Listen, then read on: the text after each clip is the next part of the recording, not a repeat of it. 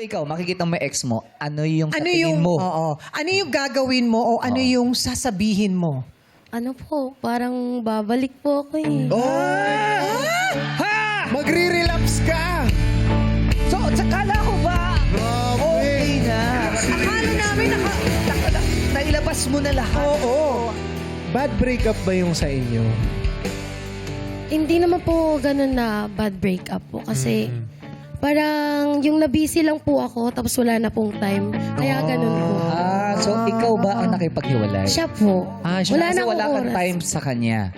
Pero kung sakaling ba, inaantay ka lang ba niyang bumalik? Ganyan ba yan? Opo, nagchat-chat pa rin po siya.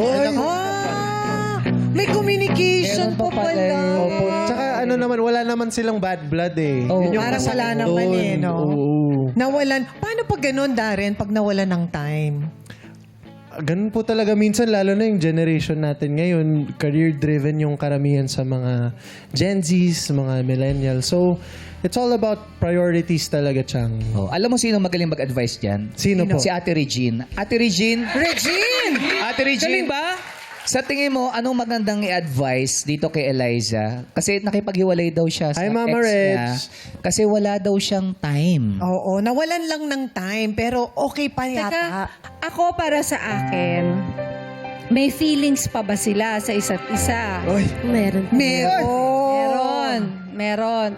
Sa tingin mo, may chance na magkabalikan pa? Meron pa din. Meron! O sa paniniwala mo lang yun? Ay. Sa paniniwala mo lang ba yun? O tingin mo meron pa talaga? Kasi nag-uusap pa rin Meron pa daw. May Nag-uusap communication pa eh. Eto yung tanong ko ha. Kasi, minsan baka paasa lang yung lalaki. Kasi bakit siya nakipaghiwalay? Alam mo, kung pinapaasa ka lang din, cut ties na. Para you can already move on. Kasi kung may feelings pa yung lalaki, di sana nakipagbalikan na. Yun. Kumbaga pinursu na siya dapat. Dapat pinursu Gusto ka pa na. nung lalaki. Oo, gusto pa nung lalaki, di sana nakipagbalikan na sa'yo. Pero yung ganun, yung pinapaasa ka lang, pero wala naman na. Sa akin kasi, black and white lang eh. Kung gusto ka, di nakipagbalikan na. Yes. Pero kung pinapaasa ka lang, kung sa akin kung ako yun, Oo. ayoko. Paano ba malalaman na Wala akong pakialam, Kararating lang kasi, Kuya Obi. Narating lang yan. Nagluto ng pananghalian. Binisita ka nga eh. Oh, Pero- yun yung Hindi, tanong. magandang malaman gusto din ko natin. tanungin, Ay, paano, oh, yes. paano mo malalaman na hindi ka pinapaasa ng lalaki? Kasi kung ako yun, kung gusto pa ako, binalikan ako.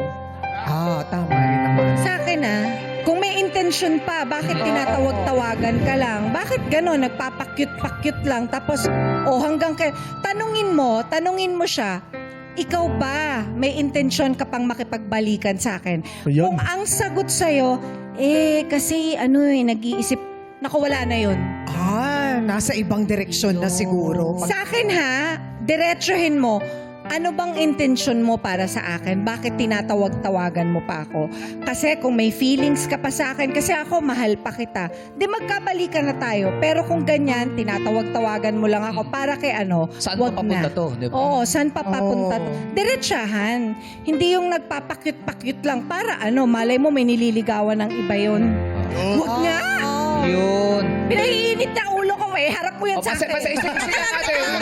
Pag-uusapan lang. Pag-uusapan. Nananawagan po kami. Gusto ko lang sabihin, ate, yung buhok mo, bumata ka ng 20 years. Yes! Kaya yung Napaka-fresh. katabi mo naka-dark blue, kala ko tito mo yan, ha? Ay! Ay, grabe ka! Ito mo naman yung suit ko. Okay. Baget? Outfit check. Hindi, babe ko to babe ko. Sus naman. Yung isa, kung babe mo yan, yung katabi mo isa, ano siya? Babe Denbo. sorry. In the city. Babe in the city. Aray! Grabe naman. Pero totoo yung sinabi ni Mama Reg, baka binabreadcrumb ka lang. Breadcrumb pala yun. Oo nga eh, ini-entertain ka pa niya rin. Sabi mo na may communication Ano kayo. ba yung Pero saan sinabi ba niya? punta? Gusto niya po umiwas na lang po. Kung gusto niyang umiwas, bakit nakikipag-chat O pa ba't siya? sumasagot siya sa mga chat mo? Opo, Diba? naguguluhan nga ako. Ayun. Sakay. Baka siguro, Parang sa dapat about time, bigyan mo na siya ng kalayaan. Oo, cut ties na talaga Oo. din. Kung para sa'yo, para sa'yo. Ayun. Tsaka 18 ka pa lang, marami ka pang makikilala. You have a lot of time, Eliza. Correct. Yes. Prioritize yourself muna and school. Tama naman. Oo, Yes, baka may advice pa. From Sino? our, Sino Sino? mag-advise Sino? pa? from our jurados. Okay. Kasi segue mo pala doon. Yeah. Okay.